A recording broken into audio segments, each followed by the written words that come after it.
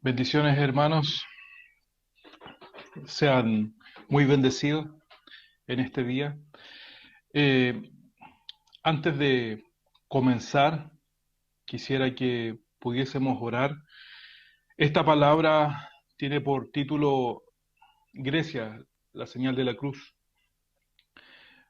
Es algo muy profundo y, y oremos partiendo orando porque es un tema no tan fácil de compartir, porque hay un misterio en esto.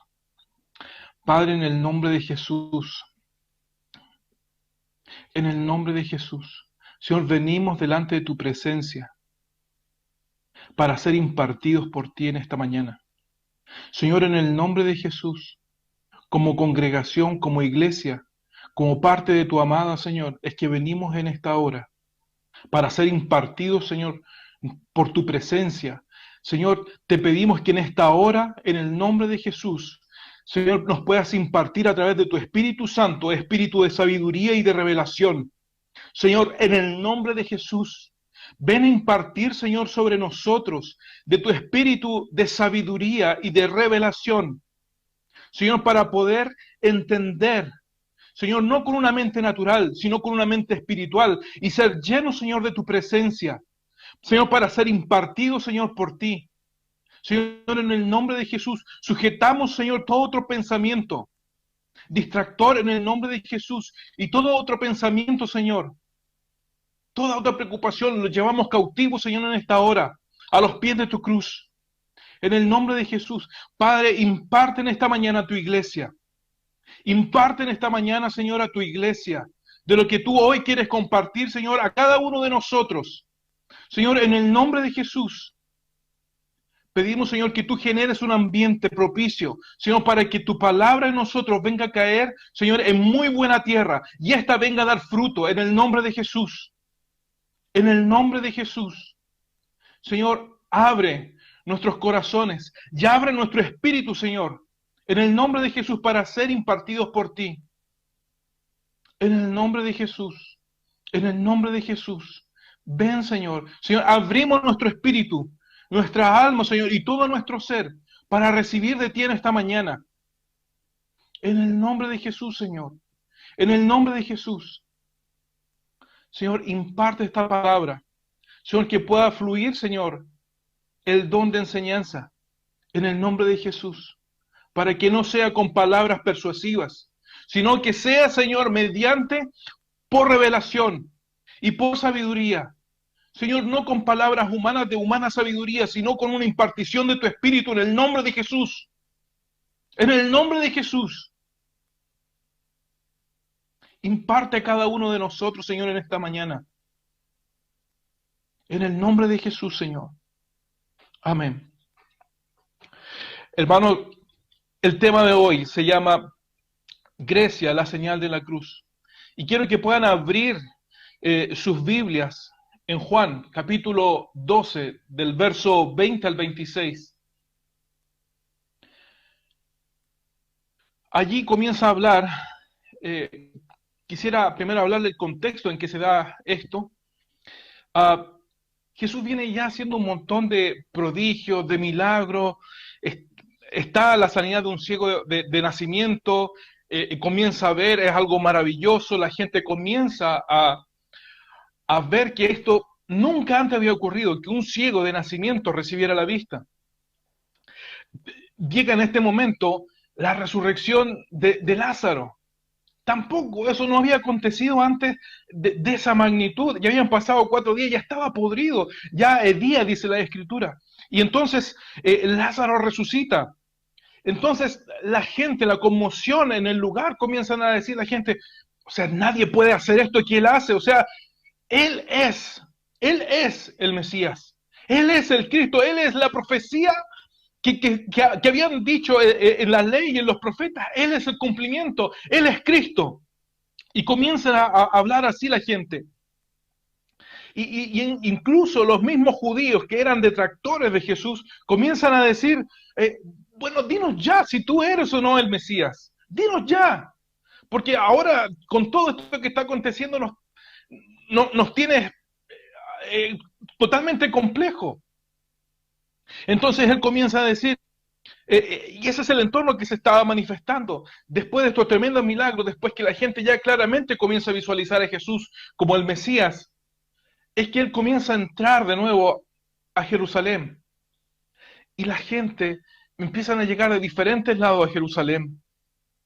Y comienzan a decir y a gritar, ¡Hosana! Bendito el que viene en el nombre del Señor, el Rey de Israel. Entonces estaba todo esto y comienza a manifestarse también los fariseos, no, dile que callen, pero él comienza a decir, no, porque si van a callar, incluso las piedras van a empezar a gritar esto, Hosana, bendito el que viene en el nombre del Señor, el Rey de Israel. Entonces, es allí que en ese contexto es que comienza ahora a hablar Juan 12, 20 al 26, que dice, había ciertos griegos entre los que habían subido a adorar a la fiesta. Cuando Jesús venía y la gente comienza a hablar de Hosana, bendito, Él viene para ese proceso de la Pascua, de la fiesta de la Pascua. Entonces comienzan a aparecer estos griegos. Y dice, había ciertos griegos en los que habían subido a adorar a la fiesta. Estos pues se acercaron a Felipe, que era, preste atención, era de Betsaida de Galilea, y le rogaron diciendo, Señor, quisiéramos ver a Jesús. Y Felipe fue y se lo dijo a Andrés. Andrés también era de Galilea. Entonces, y presta atención también en esto, dice, Andrés y Felipe se lo dijeron a Jesús. Jesús le respondió, ha llegado la hora en que el Hijo del Hombre sea glorificado. De cierto os digo que si el grano de trigo no cae a la tierra y muere, queda solo. Pero si muere, lleva mucho fruto. El que ama su vida, la perderá, y el que aborrece su vida en este mundo, para vida eterna la guardará. Si alguno me sirve, sígame, y donde yo estuviere, allí también estará mi servidor. Si alguno me sirve, mi Padre le honrará. Entonces, ¿por qué Jesús, al ver a los griegos, comienza a decir, mi hora ha llegado? A ver, entendamos un poco esto. Jesús no habló con ellos. Vienen estos griegos a hablar con Andrés, primeramente con Felipe y con Andrés. Y cuando ellos comienzan a hablar esto, lo conversa con Felipe, con Andrés, y van a Jesús, pero Jesús no le da ninguna respuesta. O sea, ¿se acuerda de alguna situación similar con la mujer sirofenicia? Pero Jesús aún a ella, que no era parte de los judíos, le responde y le dice, mira, no es correcto que le demos el pan a los perros. O textualmente dice, deja primero que se sacien los hijos, porque no está bien quitarle el pan de los hijos y echárselo a los perritos. Entonces, ni siquiera le da esa respuesta tan chocante, sino que comienza a decir Jesús y empieza a hablar una cosa totalmente distinta a la pregunta que le hace Felipe y Andrés acerca si puede conversar con los griegos, sino que él comienza a decir que la hora ha llegado. ¿Qué hora es? ¿Qué hora es? ¿Por qué los griegos vienen a marcar una hora? Entonces, después comienza Jesús a decir, se ha turbado mi alma, pero ¿qué diré? Padre, sálvame de esta hora, mas para esta hora he llegado. Entonces, ¿qué representa Grecia? ¿Por qué Jesús comienza a hablar de esta manera? ¿Por qué Jesús lo comienza a hacer? Y es aquí donde tenemos que empezar a indagar. ¿Por qué Jesús comienza a decir, mi hora ha llegado? Y para eso tenemos que ir a ver la profecía de Daniel. Entonces, ahora vaya a Daniel, capítulo 2, versículo 32, donde comienza a hablar esta figura que ya la hemos visto el año pasado, acerca de la figura, de la estatua que tiene esa cabeza de oro, torso, brazos de plata, cintura de bronce y pies de hierro y sus pies con hierro y mezcla de barro cocido. Entonces, Daniel comienza a escribir esta visión y comienza a decir, la cabeza era de oro fino y sus pechos y sus brazos eran de plata. Y atención en esto, dice, y su vientre y sus muslos de bronce. Entonces lo que nosotros ya hemos visto, lo que ya hemos visto ya con anterioridad, que representaba el oro en la cabeza en esta figura, que era la representación de Babilonia, en los daños de la juventud, con la figura.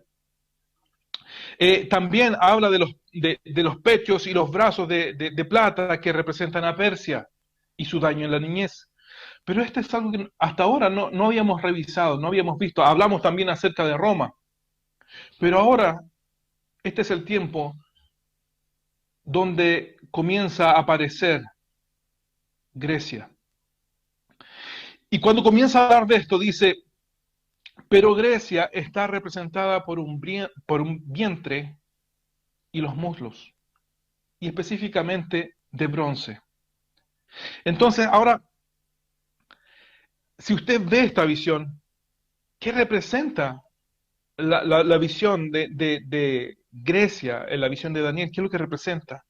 Representa un sistema espiritual de gobierno a nivel de reino, de principado. Es una piedra. Es una piedra. Entonces, ¿qué representa que sea esto de vientre y muslo? ¿Qué representa el vientre? Ya lo hemos conversado esto anteriormente en los discipulados. Y representa la tierra, representa el corazón, representa la maternidad, lo profético. Pero quedémonos con esto, la maternidad o lo profético. Entonces, ahora la siguiente pregunta, ¿qué representa los muslos? Anteriormente en una cápsula que enviaron, Margie comenzaba a hablar acerca de los muslos, que tienen esa representación de las generaciones, de la fuerza, de la semilla. Por lo tanto, estamos hablando de una paternidad. O sea, Grecia tiene estas dos cosas. Entonces, volvamos a la pregunta que comenzamos a hacer, ¿qué representa el vientre y los muslos que son de bronce? Lo que representa implica una figura paterna y una figura materna. Implica en sí un gobierno. Estas dos cosas unidas forman un gobierno. Entonces, una figura, por así decirlo, entre comillas, apostólica y profética, pero hechiza. Es una figura de gobierno. Es una figura de gobierno. Entonces, continuamos ahora con Daniel 2:39, que comienza a decir, empieza a hablar acerca de este gobierno. Y dice, y después de ti se levantará otro reino inferior al tuyo, y luego un tercer reino de bronce, el cual dominará sobre toda la tierra. Entonces se da cuenta que este tercer gobierno, este tercer reino, que es Grecia, dice que va a gobernar toda la tierra. Y aquí es algo muy importante, porque Grecia, cuando Roma conquista Grecia, los conquistó de manera física, pero en su intelecto, en su manera de ver las cosas, no lo pudo esclavizar, no lo pudo subyugar. De hecho, Grecia conquistó a Roma en su manera de pensar y cambió los dioses que tenía por semidioses. Y la visión que tenía Roma es cambiada por la figura. Es muy potente lo que hace este espíritu de Grecia. Entonces, en el texto que habíamos leído de Juan 12, Felipe y Andrés Felipe tiene las mismas figuras con Andrés, porque Felipe significa amigo de los caballos, y que es esa figura profética o materna. Pero a su vez Andrés es la figura o sea, su significado es varonil o viril, que tiene que ver con la paternidad. Entonces, viene Grecia en ese momento que Jesús se está manifestando ya claramente como el Mesías. Entonces allí vienen los griegos y comienzan a hablar con Felipe y Andrés. Y si se fija en el texto que leímos, la escritura no lo pone al azar. Es Felipe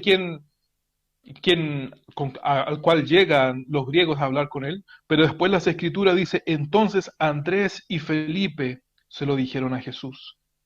Entonces esa figura que está allí habla de una paternidad y una maternidad confrontándose. Entonces Jesús ve la señal del tiempo. Ahora, ¿qué tiempo es ese?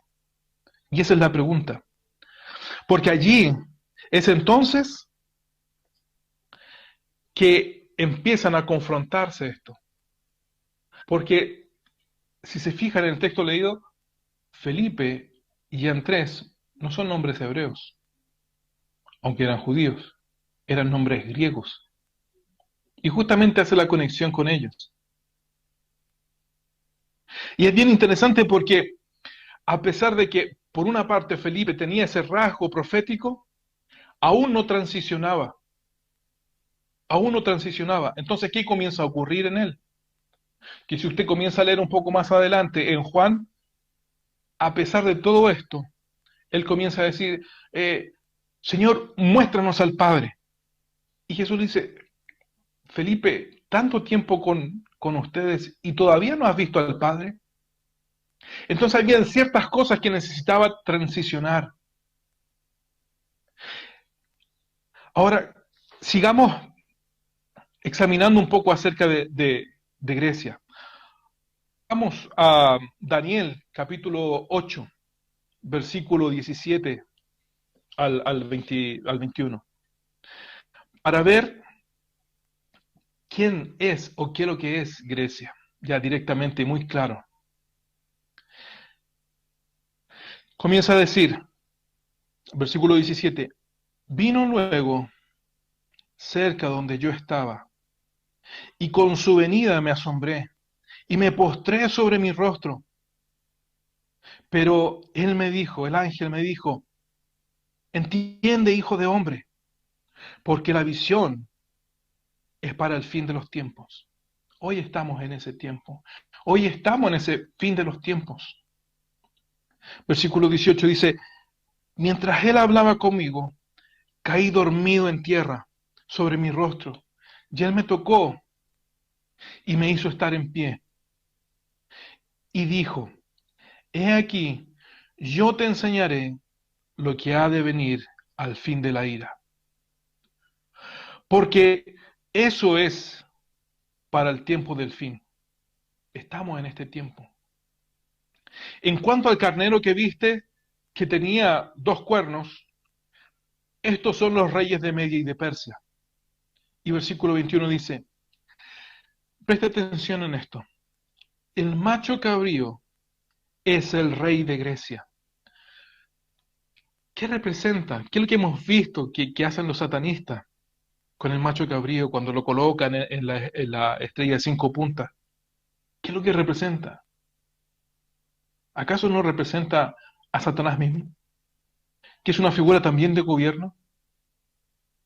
Entonces, dice, el macho cabrío es el rey de Grecia.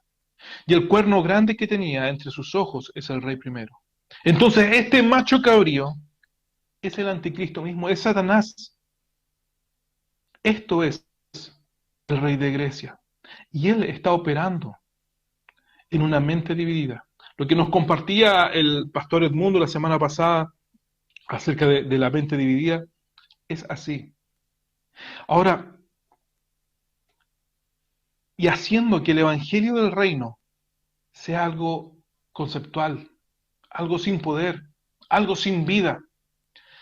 Entonces, cuando aparecen los griegos frente a Jesús, Cuando Jesús ya está completamente manifestado, cuando incluso los incrédulos comienzan a decir, bueno, dinos ya si tú eres o no el Mesías, si tú eres o no el Cristo.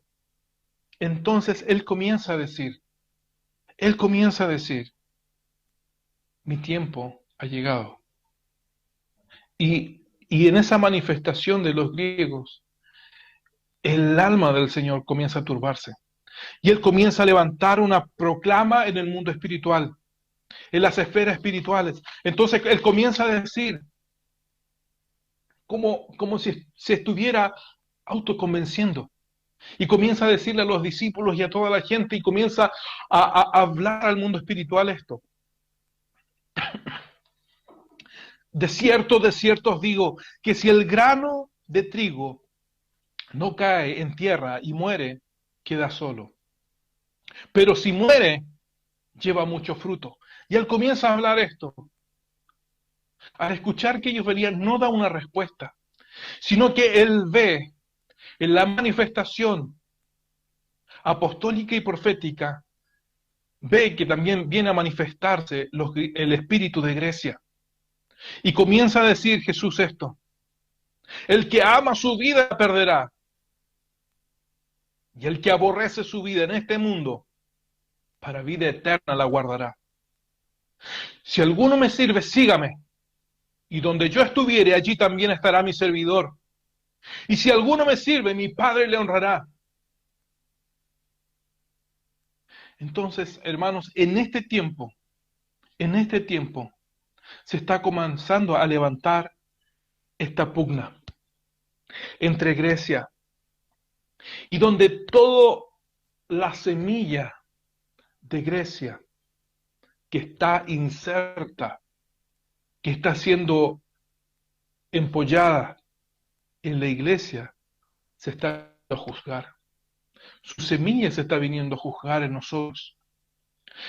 Entonces, no es al azar, no fue una coincidencia de que hoy, con todo esto, este tema de pandemia, de que no nos podemos juntar, que hay muchos debilitados entre nosotros.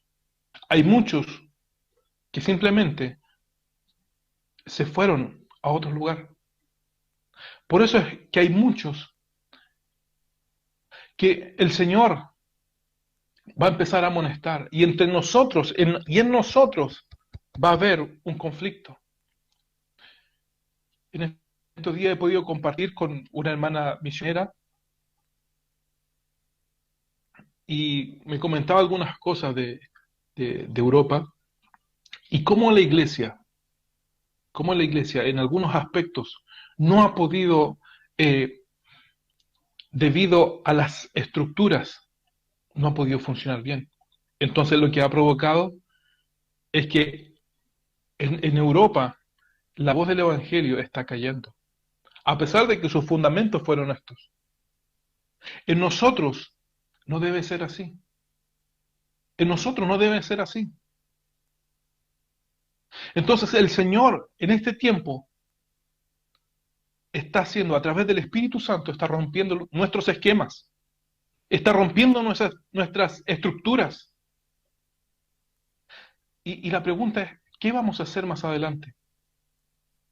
Ahora es esto, pero luego, más y más, se va a complicar las restricciones para nosotros. Más y más se van a complicar situaciones, va a haber persecución. A lo mejor no literalmente como una persecución en los países donde está prohibido predicar el Evangelio, pero pronto vamos a tener esas señales. ¿Y qué vamos a hacer, hermanos? ¿Qué vamos a hacer? Esa es la pregunta. ¿Qué vas a hacer tú? ¿Qué vas a hacer con todo lo que has aprendido en este tiempo? Que es necesario que estemos juntos, que es necesario que nos congreguemos. Quiero que pueda ver cómo opera Grecia. Si puede abrir su Biblia en Mateo, capítulo 16, del 21 al 25.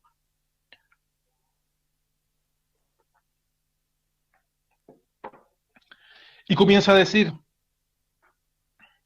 Desde entonces Jesús comenzó a declarar a sus discípulos que era necesario ir a Jerusalén y padecer mucho de mano de los ancianos y de los principales sacerdotes y de los escribas y ser muerto y resucitar al tercer día. Entonces Pedro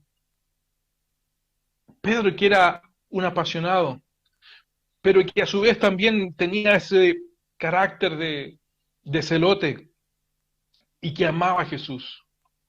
Él lo amaba literalmente.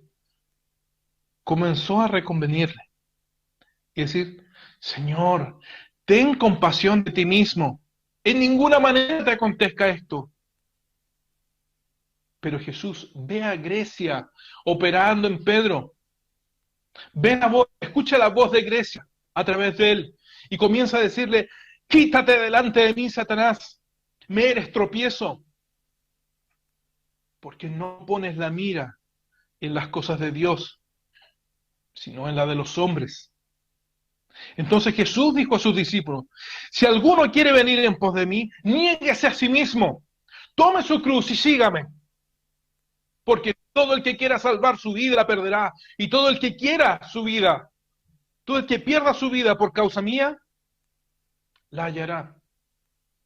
Entonces Jesús comienza a decir esta proclama, y cada vez que él comienza a ver la figura de la iglesia, él comienza a lanzar una proclama, la cruz, la cruz, la cruz. En este tiempo, Grecia ya se ha manifestado, ya ha venido a colocar mascarillas en la boca de los cristianos. Quiero comentar algo que le haga reflexionar y pensar en el plan de Dios. Tiene una sola alternativa, el Padre, y tiene un solo plan. En ese plan es la iglesia. No tiene otro plan, no tiene un plan B, si que falla el primero. El Padre tiene un solo plan, y ese plan es que la iglesia se tiene que manifestar. Y es por eso que Él dejó una garantía al Espíritu Santo. No tiene otro plan. Usted es parte de ese plan. Usted tiene que ser y posicionarse en el lugar donde Dios le puso. Dios no tiene otro plan diferente. Entonces, amado hermano mío, tú tienes que posicionarte en este tiempo. Ahora, ¿cómo se hace esto? Yo una vez compartía con Víctor Peñán y con David, y yo les decía, les comentaba un poco acerca de la iglesia en China, y es bien interesante esto. Y es que la iglesia en China, bueno, hay cuatro tipos de formas de estructura de iglesia, y hay una que la cual yo quiero eh, compartir con ellos, porque son asombrosos. Una buena es la iglesia que el gobierno establece, donde el mismo gobierno revisa qué van a compartir, y si hay algo que es en contra del gobierno, simplemente dice, no, eso no lo puede compartir, si no destruimos la iglesia. Entonces, los encargados ahí, los pastores encargados, eliminan esas partes, entonces su boca cada vez recibe cerrada, listo, ok, y pueden compartir, y algunos chinitos comparten eso. Hay iglesia que se reúne en casas y que recibe cierto, con alguna ayuda de misioneros, recibe una palabra. Y hay otra iglesia que para mí es impresionante, y es la manera cómo se debe combatir este gobierno, este principado de Grecia. Ellos se reúnen, ok, comparten acerca del Señor, pero al momento, debido a la persecución, debido a todo lo que el gobierno hace para destruir a la iglesia, que envía espías dentro de las congregaciones, dentro de las iglesias, incluso en las iglesias que se reúnen en casa. Eh, lo que hacen estos hermanos es, wow, asombroso. Y me gustaría mucho conocerlos. Lo que ellos hacen es, ok, hermanos, la próxima semana el Espíritu Santo eh, nos va a indicar dónde tenemos que reunirnos. Entonces, durante la semana, los hermanos oran y el Señor les dice en qué lugar se van a reunir. Y es la única manera que ellos tienen para saber quiénes son y quiénes no son. Y estoy hablando incluso los hermanos nuevitos, porque en esa persecución ellos han llegado a ese nivel. Y yo te digo, hermano, yo te digo que la enseñanza que ellos tienen es mucho menor que la que tú tienes. Pero de esta manera, recibiendo por revelación dónde se tienen que reunir, es que se pueden reunir. Incluso los nuevitos que reciben al Señor Jesús como su Señor y Salvador son impartidos por el Espíritu Santo y comienzan a orar y ellos saben dónde se tienen que reunir. Y es la única manera de saber quiénes son infiltrados y quién no. Entonces, Grecia viene a operar de esta manera. Y yo le decía a Víctor y a David en eso entonces, mira, ¿sabes qué? Chiquillos, lo que ustedes tienen que hacer es experimentar y preguntarle al Señor, Señor, ¿qué es lo que vas a compartir? ¿Qué es lo que vas a compartir el domingo? ¿Qué es lo que vas a compartir en el ADN? ¿Qué es lo que vas a compartir en el discipulado? ¿Y sabe por qué? Porque el Espíritu Santo habla una misma cosa, no va a hablar una cosa diferente. Cuando comenzamos a ver, tener visiones diferentes, es que Grecia está operando. Es que Grecia está operando. Entonces muchas veces nos ha ocurrido que en el discipulado hemos compartido eh, por, el Señor nos ha dado una palabra, la hemos compartido y después la hemos recibido en el tiempo de adoración o en la predicación que viene, sin conocer. ¿Por qué? Porque el Espíritu Santo habla la misma cosa que el Espíritu contrario, que es Grecia, no, porque comienza a dividir. Este gobierno de Grecia eh, quiere establecer una sabiduría como una roca. Pero, fíjese lo que dice la Escritura, dice en Corintios, porque la palabra de la cruz es locura a los que se pierden, pero a los que se salvan, esto es a nosotros, es poder de Dios. Pues está escrito, destruiré la sabiduría de los sabios y desecharé el entendimiento de los entendidos. ¿Dónde está el sabio? ¿Dónde está el escriba? ¿Dónde está el disputador de este siglo? ¿No ha enloquecido Dios la sabiduría del mundo? Pues, ya que en la sabiduría de Dios, el mundo no conoció a Dios.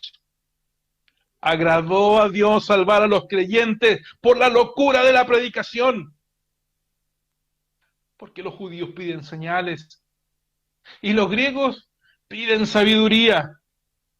Pero nosotros predicamos a Cristo crucificado, para los judíos ciertamente tropezadero, y para los griegos, para los gentiles, una locura, mas para los llamados de su nombre, así judíos como griegos, poder de Dios es Cristo y sabiduría de Dios, porque lo insensato de Dios es lo más sabio de los hombres, y lo débil de Dios es lo más fuerte de los hombres. Entonces, este gobierno de Grecia comienza a hablar como lo que comenzó en un momento a decir Pedro. Señor, ten compasión de ti mismo, que nunca tal cosa te acontezca. Y Grecia, una de las cosas que viene a marcar en nosotros es que no vayamos a la cruz, es que intentemos salirnos de eso. Y entonces comenzamos a vivir un evangelio simplemente conceptual. Un evangelio bonito, tierno, donde no confrontamos a las personas, donde los tratamos con mucho cariñito, y que eso luego comienza a formarse en nosotros un rechazo a la cruz. ¿Por qué? Porque comienza a dividir en nosotros la mente y estableciendo un evangelio conceptual y sin gloria. Es por eso que muchos, al ver esas situaciones, de tener que morir ante situaciones, prefieren no hacerlo, prefieren no hacerlo. Algunos se irán a otras congregaciones, como si el Dios de esa congregación fuera diferente.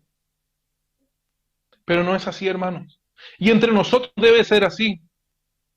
Nosotros cuando veamos esas situaciones, tenemos que decir, Señor, yo voy a la cruz. Yo voy a la cruz. Señor, yo muero contigo en la cruz. Me clavo, Señor, en la cruz. Para que tú vengas a resucitar en mí a Cristo. Porque Él es la esperanza de gloria. Señor, aviva el fuego de tu Espíritu en mí. Porque tú entregaste el Espíritu Santo como una garantía de que tu propósito en mí se ha de cumplir. Y es por esa razón que los discípulos de Jesús, los apóstoles, pudieron confrontar a la muerte. No que no tuvieran temor, sino que le pudieron hacer frente. Porque el Espíritu Santo nos capacita para poder confrontar a la muerte.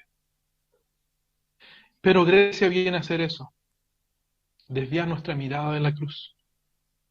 Desviar nuestra mirada de la cruz.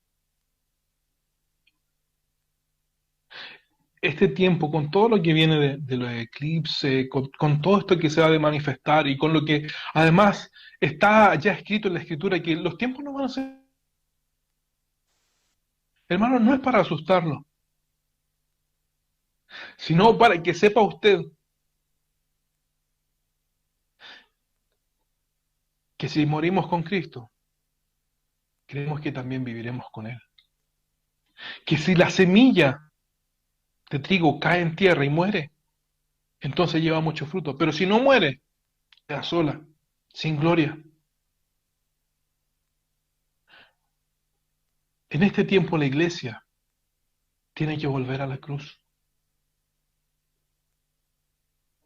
En este tiempo, Grecia va a venir a confrontar a la iglesia. ¿Y cómo? De muchas maneras. No, ¿cómo vamos a congregarnos? ¿Cómo voy a compartir si no tengo el permiso? ¿Cómo voy a hacer esto si no puedo hacer esto? Este es el motivo, porque en Europa la voz del Evangelio se ha callado y es un Evangelio conceptual. No es un Evangelio de poder, de autoridad, es un Evangelio de conocimiento. Pero no es lo que el Señor dejó. Fíjese esto, la iglesia primitiva se reunía. ¿Sabe qué hora se reunía la iglesia después de cuando comienza la persecución? La iglesia primitiva, según lo que cuentan los historiadores o los padres apostólicos, la iglesia se reunía desde las 12 de la noche hasta las 6 de la mañana. Después de sus trabajos durante la jornada, los hermanos alcanzaban a descansar, comer algo y luego a las 12 de la noche comenzaban a compartir. Ahí usted entonces comienza a entender, por eso Pablo cuando estaba compartiendo, un hermano se cayó del segundo piso y tuvieron que resucitarlo. ¿Por qué? Porque ese era el ritmo que llevaba la iglesia. Y durante 300 años mantuvieron un ritmo así. Y durante 300 años mantuvieron un mismo perfil. Pero bastó solamente que entrara la comodidad, que Roma dijera, ¿sabes qué? Lo vamos a hacer religión oficial. Es entonces que Grecia comienza a entrar en la iglesia. Entonces ya el Evangelio comienza a decaer y pasando ese tiempo viene un tiempo de oscurantismo. ¿Por qué? Porque sacaron sus ojos de la cruz. Entonces el Señor hoy nos está diciendo, nos está hablando, si alguno quiere venir en pos de mí, niéguese a sí mismo, tome su cruz y sígame.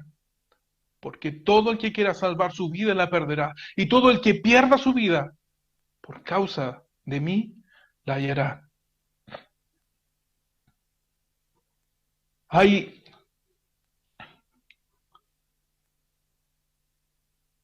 hay una historia de un misionero que estuvo en la India.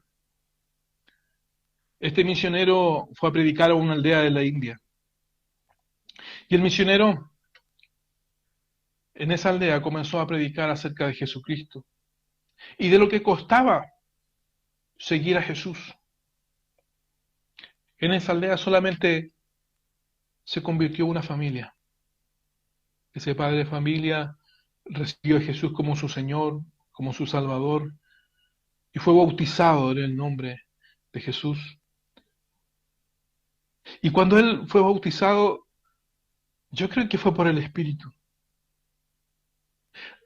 recibió una canción. Y él después comenzó a cantarla, a tararearla. Luego en la aldea, siendo el único cristiano, y en la India, tiene más de 1200 dioses, él comienza a ver en la aldea y en la región una tremenda complicación de lluvia. Empieza a haber una sequía, gente se empieza a enfermar, y la gente comenzó a reclamarle, sabes que desde que esta familia se empezó a recibir a Jesús, está creyendo en otros dioses, ha venido todo este mal sobre nosotros. Tú como jefe de la aldea ve y habla con él.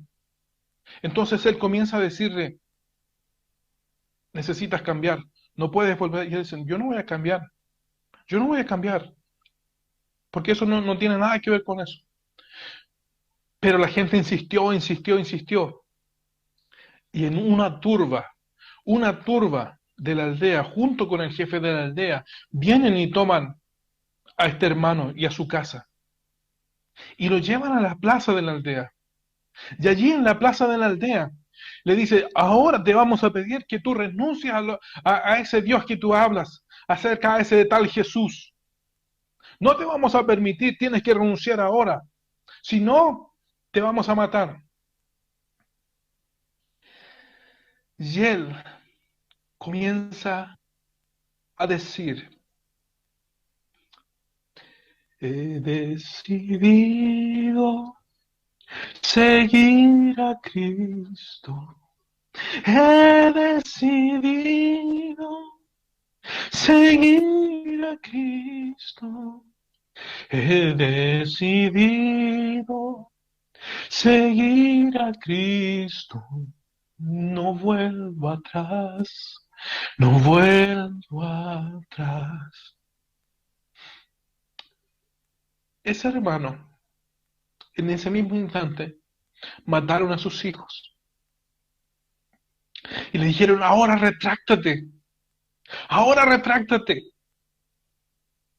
Dijo, yo no puedo volver atrás, yo ya decidí, yo no voy a renunciar a Jesús.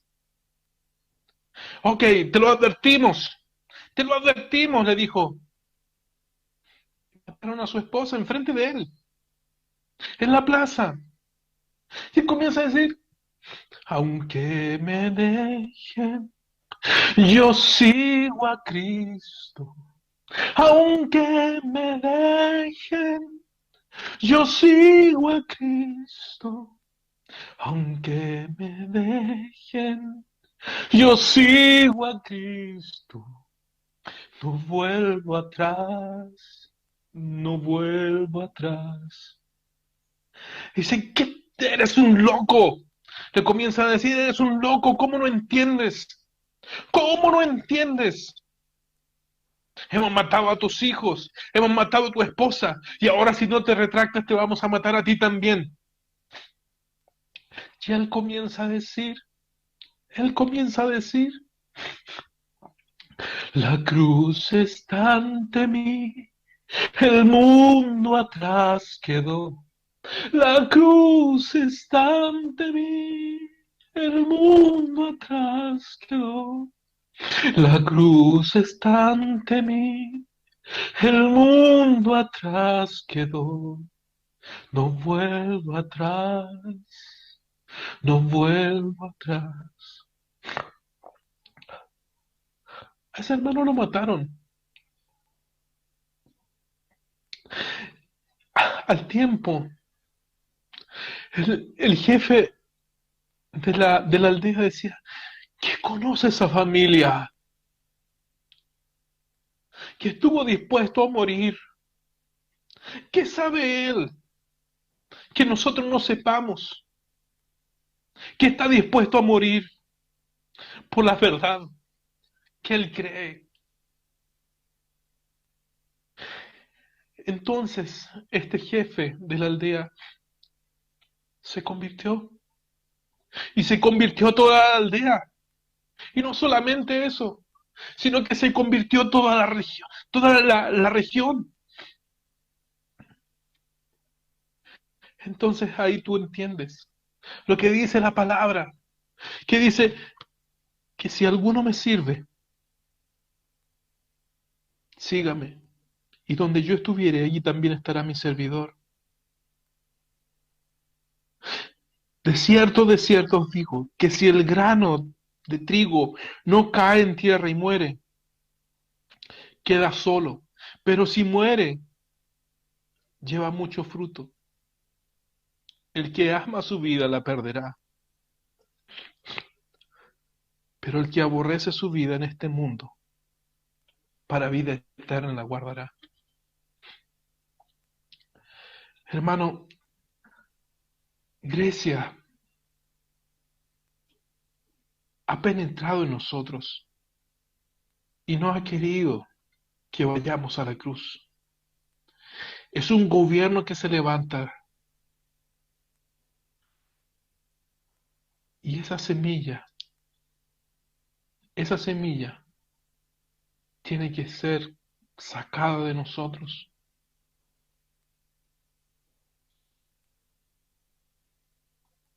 La iglesia primitiva era confrontada constantemente por esto. Pedro comienza a decir en su carta, hermanos, miren, todos vamos a morir. Somos contados como ovejas de matadero. O sea, hay unos que van más adelante que nosotros, puede que nosotros vayamos al medio, pero vamos para el mismo lado. O sea, no se preocupen, somos de Cristo. No se preocupen, somos de Cristo. Es una cosa de tiempo. Hermanos, en este tiempo vamos a venir a ser confrontados con la cruz. Para algunos, ciertamente va a ser tropezadero y van a chocar con la palabra. Van a tropezar con la palabra. En tu corazón, rinde al Señor tu vida. Quiero que podamos orar. Padre amado,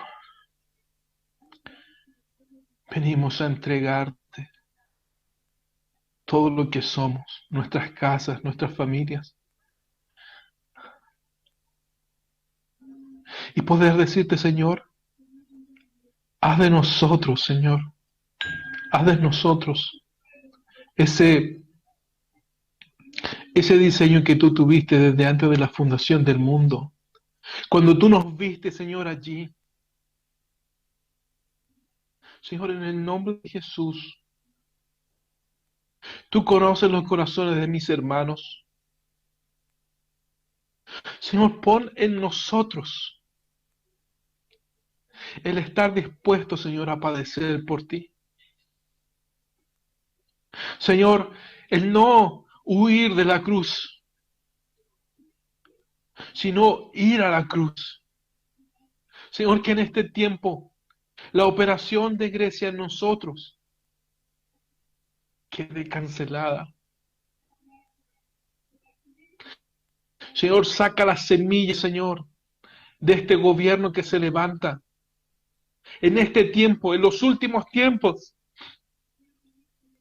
Señor, en el nombre de Jesús, en el nombre de Jesús, ven a establecer en nosotros el carácter del Hijo. Señor, porque nosotros queremos ir en pos de ti. Señor, nosotros queremos ser de aquellos que te siguen, aunque tengamos que padecer, Señor, por tu nombre. Señor, en el nombre de Jesús, ven a establecer en nosotros ese carácter de hijo que va a la cruz,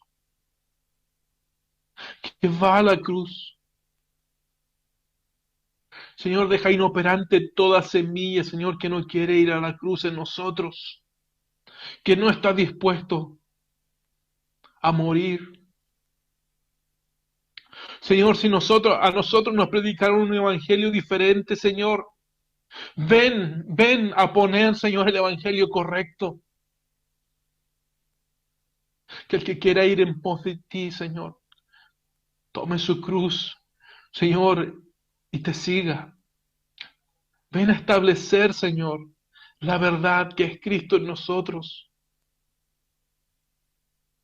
Señor, en el nombre de Jesús, en el nombre de Jesús, ven, Señor Jesús, a establecer ese carácter. Ven a establecer en nosotros esa verdad, Señor, para que podamos ir en pos de ti y podamos entregar, Señor, la vida. Para que nuestro testimonio, Señor, sea más fuerte que nuestras palabras. Que nuestro testimonio, Señor, así como en la iglesia primitiva, Señor, que sus testimonios llegaban a la conversión, Señor, de ciudades. Señor, que nuestro testimonio de vida hable más fuerte que nuestras palabras. Señor, te adoramos y te bendecimos. Señor, prepara a tu iglesia en este tiempo. Prepara en este tiempo, Señor, a tu iglesia para confrontar a Grecia. En el nombre de Jesús, en el nombre de Jesús, Señor, te adoramos y te bendecimos. Amén.